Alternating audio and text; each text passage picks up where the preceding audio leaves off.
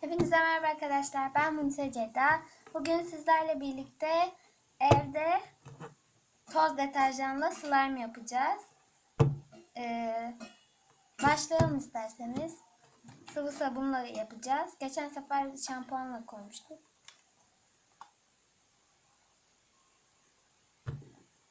İçinde zaten vardı biraz.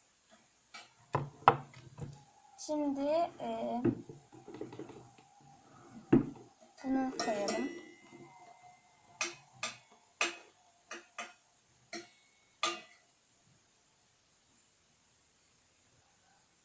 Yaklaşık 1 veya 1,5 kaşık koyduk. Çok güzel. Musin de bunu karıştıracak şimdi. Ben mi karıştırayım?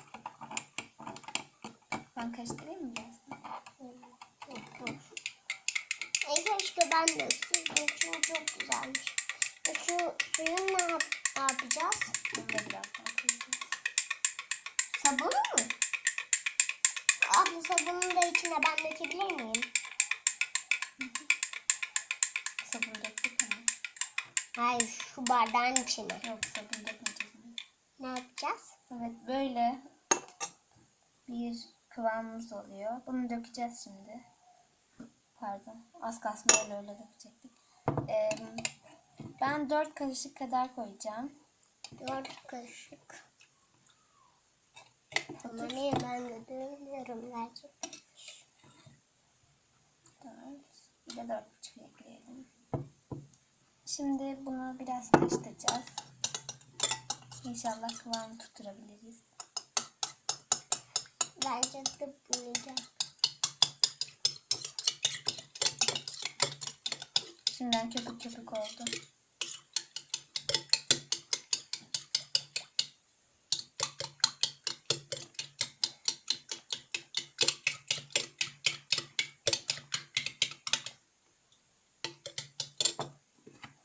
Bir saniye.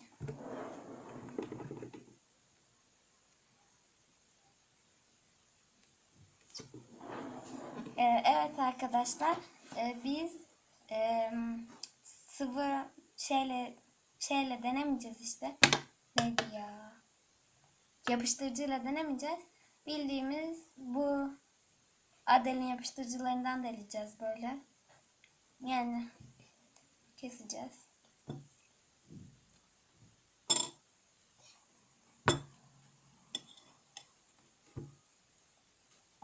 Eğer sizin de kullanmadığınız böyle yapıştırıcılar falan varsa siz de yapabilirsiniz. Bunları biraz Ben eriteyim mi? eriteceğiz. Ben eritebilirim. Hadi. Karıştıracak mıyız?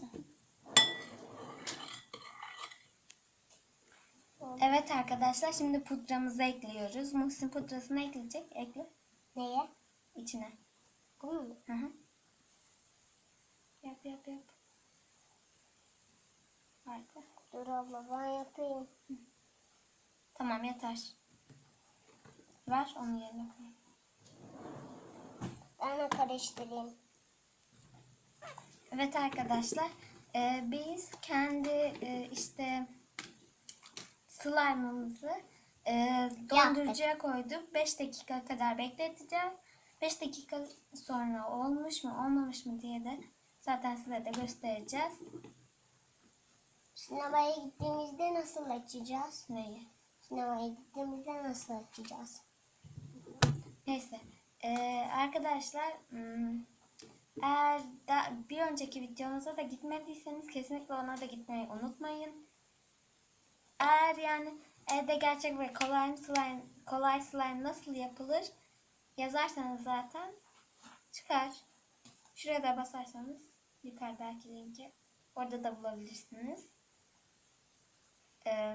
Yani şimdi bekleyeceğiz. Tabii ki duraklatacağım. Hepinize şimdilik hoşçakalın. Hoşçakalın. Bay bay. Bir tane okuyacağım. 4 dakikamız doldu arkadaşlar. Ay pardon, 5 dakikamız doldu arkadaşlar.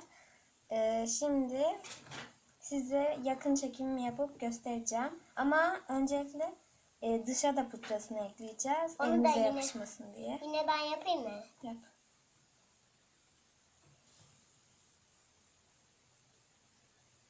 Tamam. Karıştıracağız. Ben karıştırayım yine. Bekle.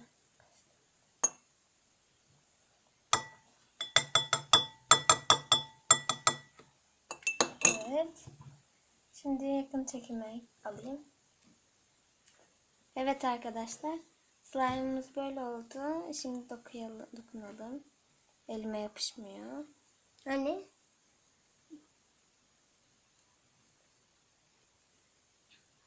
Evet. Diğer bir videoya kadar hepinize hoşça kalın. Görüşürüz.